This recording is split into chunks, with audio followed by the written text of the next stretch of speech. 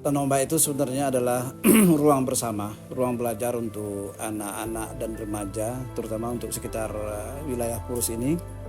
Ya tentu saja tidak terbuka kemungkinan untuk seluruh anak yang ingin datang ke sini gitu. Dan kegiatan utamanya sebenarnya adalah bagaimana kita mencoba mencari jalan supaya anak-anak ini tertarik dengan buku, supaya anak-anak ini tertarik dengan dunia membaca gitu kan, sampai mereka nanti menjadi pembaca aktif dan memang pembaca yang bisa menjadikan buku itu sebagai sumber-sumber pengetahuan untuk dia di masa datang.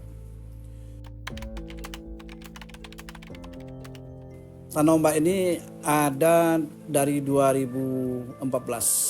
Tapi sebenarnya cita-cita untuk membangun kegiatan ini di wilayah ini ya sudah lama. Jadi Tanah Ombak ini sebenarnya dia hibrid dari kelompok teater Bapak, waktu itu namanya Kelompok Studi Sastra dan Teater Noktah. Itu sudah ada sejak 93. Di Noktah itu kami berkreativitas sastra dan teater. Kreativitasnya lebih banyak ke sebenarnya lebih ke ekspresi-ekspresi ya. Dan kita pentas waktu itu di tempat tertentu. Sekarang kita tetap menggunakan teater sebagai basis kreativitasnya, tapi kita jadikan teater itu untuk edukasi bagi anak-anak, dan teater juga kita jadikan alat supaya mereka mendekati buku. Karena pada dasarnya mereka kesini sebenarnya ingin main teater, bukan ingin membaca. Tapi kita selalu katakan kalau ingin latihan teater, kalau ingin bermain teater harus membaca. Kalau tidak membaca tidak boleh ikut teater. Agak sedikit ngancam gitu kan.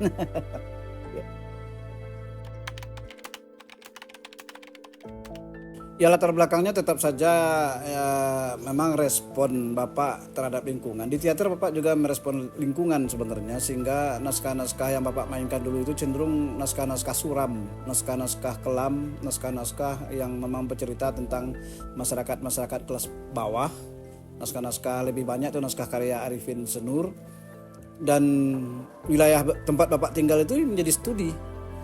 Nah, sebenarnya ini juga sebagai bentuk solusi dari apa yang dulu kita bicarakan di teater, kita mencoba mengkonkretkannya di dalam bentuk kerja nyata. Nah, dalam bentuk kerja nyata itulah makanya Bapak mencoba memindahkan segala kreativitas yang Bapak punyai dulu ke sini, ke rumah ini. Di samping itu memang karena anak-anak Bapak sudah memilih untuk di luar, pendidikannya lebih banyak di luar, jadi daripada tempat ini hanya menjadi rumah biasa gitu kan, dan Bapak kira ini juga gimana supaya rumah ini sedikit bermanfaat lah, kita jadikan ini menjadi semacam ruang bersama, ruang publik.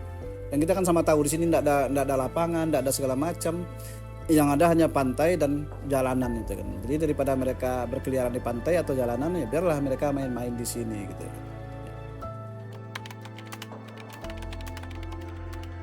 Ya sebenarnya sasaran kita itu semua anak dan remaja gitu kan. Pada dasarnya sebenarnya kalau untuk dunia buku atau dunia bacaan, ya jangankan anak-anak dan remaja kan, kalian-kalian yang dewasa aja kan dekat jauh juga dari buku gitu kan.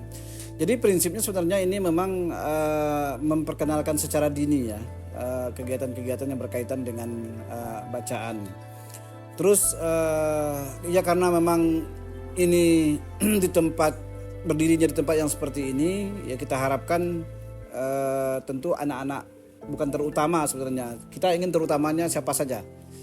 Tapi karena memang mereka di sini, tentu kita berharap mereka juga memanfaatkan ini dengan baik gitu. Apalagi kita kan sama tahu ini sebenarnya wilayah yang secara perekonomian mereka menengah ke bawah, secara pendidikan juga mereka menengah ke bawah, apalagi budaya pun ini tumbuh sebuah budaya pinggir yang berasal dari macam-macam budaya yang ada di Indonesia, katakanlah seperti itu.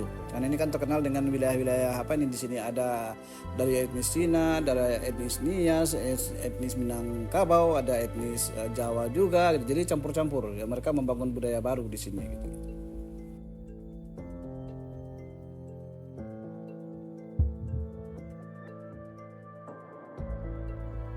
Dengan adanya tanah ombak di sini sangat bermanfaat bagi anak-anak. Setidaknya anak-anak tidak berkeliaran ke jalanan atau ke pantai, kan kita tidak tahu. Jadi dia kesehariannya memang bermain di tanah ombak. Main teater, terus baca gambar.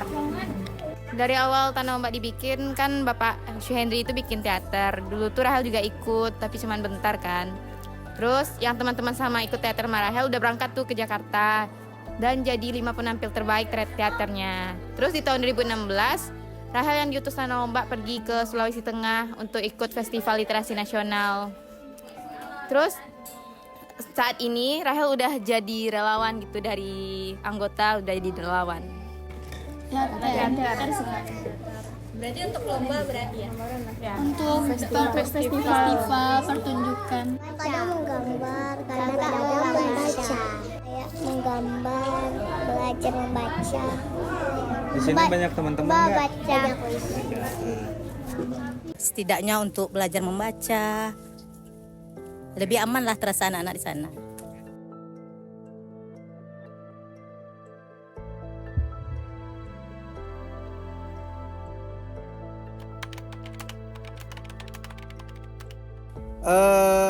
Tantangan terbesar adalah ketika Tanah Ombak ini ditafsir sebagai lembaga sosial. Dianggap kita ini lembaga yang bisa menghimpun banyak bantuan lalu kita bagi-bagi gitu kan. Jadi seolah-olah kadang-kadang masyarakat agak sedikit salah tafsir tentang Tanah Ombak.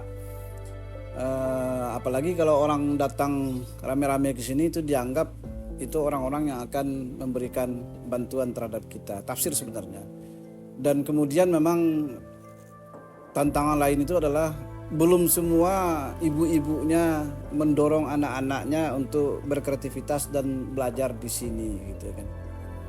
Mereka tidak menghalangi, tapi kita kan berharap sebenarnya tidak sekedar itu. Dorongan dari mereka kita butuh juga. Lalu apa-apa yang kita coba perkenalkan di sini, apa-apa yang coba kita latihkan di sini, kadang-kadang sampai di luar sana dia hilang begitu saja. Contoh, misalnya kan di tempat ini tidak boleh bicara jorok, bacarwi kasarnya gitu kan. Oke, di sini dia tidak bacarwi, tidak bicara jorok semacam, tapi lepas saja dia dari pintu itu dia kembali ke habitnya yang lama. Nah, itu juga tantangan terbesar bagi kita gitu. Jadi ini sebenarnya sebuah proses alam gitu kan, yang akan memakan waktu yang sangat panjang sekali. Nah, hasilnya bukan bulan depan, tahun depan atau 3 tahun, tidak. Ini akan panjang sekali prosesnya gitu. Berkolaborasi dengan banyak pihak termasuk juga pemerintah, tapi dukungan untuk Tanah Ombak ini memang lebih banyak dari teman-teman non pemerintah, dari teman-teman dalam bentuk grup, dalam bentuk lembaga-lembaga yang punya konsen yang sama ke kegiatan literasi, dan kita juga punya mitra kerja di Prancis. Jadi dukungan luar negeri itu sebenarnya lebih besar daripada dukungan dari pemerintah gitu.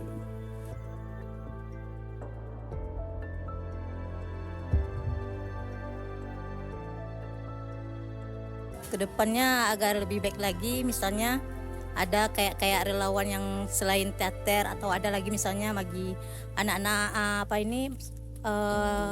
kampus-kampus yang misalnya kayak mengajarkan tari atau apa yang lainnya gitu kan, selain drama gitu kan.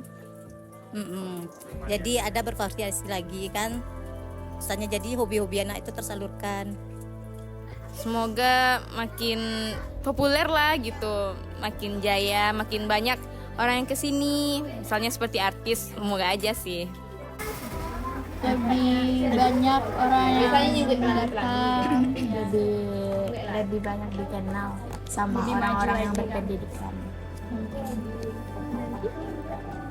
Kita mengalir saja apa yang bisa kita lakukan untuk lingkungan, apa yang kita bisa lakukan untuk anak-anak dan remaja, apa yang bisa kita lakukan untuk perubahan-perubahan masyarakat ke arah yang lebih baik. Kita akan jalankan itu aja sekuat dan semampu kita.